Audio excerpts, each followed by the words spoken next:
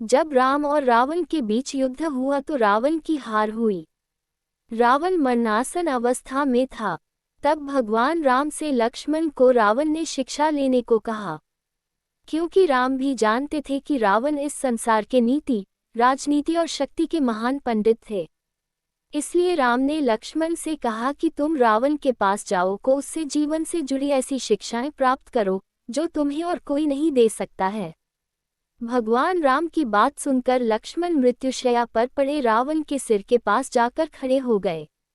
लेकिन लक्ष्मण के काफी देर खड़े होने पर भी रावण ने कुछ नहीं कहा। लक्ष्मण राम के पास वापस आ गए और कहा कि प्रभु, मैं बहुत देर तक रावण के पास खड़ा रहा, लेकिन उसने कुछ नहीं कहा। तब भगवान राम बोले कि किसी से ज्ञान प्राप्त करने के लिए उसके सिर नहीं बल्कि चरणों के पास खड़ा होना चाहिए। इसके बाद लक्ष्मण फिर से रावण के चरणों के पास जाकर खड़े हो गए और रावण ने मरने से पहले लक्ष्मण को जो बातें बताई वह आज भी हर किसी को जरूर जाननी चाहिए। रावण ने मरने से पहले क्या कहा? रावण लक्ष्मण को ज्ञान देते हुए कहते हैं कि किसी भी शुभ या अच्छे काम के लिए देरी नहीं करनी चाहिए। वहीं अशुभ काम के लिए जितना मोह वश करना पड़े उसे उतना टालने का प्रयास करना चाहिए। अपनी शक्ति और पराक्रम में इतना घमंड नहीं करना चाहिए या इतना अधिक अंधा नहीं होना चाहिए कि शत्रु तुच्छ लगने लगे।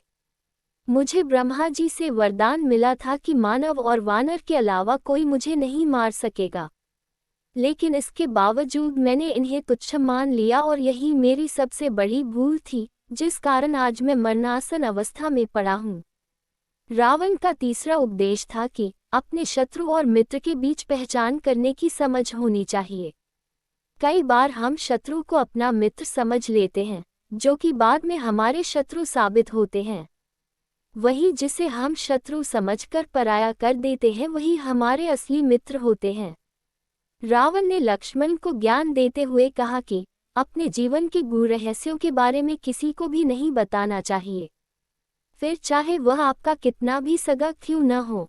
क्योंकि विभीषण जब लंका में था तब वह मेरा शुभेच्छु था और जब वह राम की शरण में गया तो मेरे ही विनाश का कारण बन गया। रावण का आखिरी उपदेश था कि किसी भी पराई स्त्री पर बुरी नज़र नहीं रखनी चाहिए, क्योंकि जो व्यक्ति पराई स्त्री पर बुरी नज़र रखता है वह नष्ट हो जाता है। डिस्क्लेमर: यह मुहैया सूचना सिर्फ मान्यताओं और जानकारियों पर आधारित है।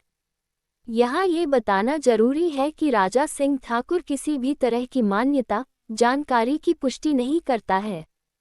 किसी भी जानकारी या मान्यता को अमल में लाने से पहले संबंधित विशेषज्ञ से सलाह लें।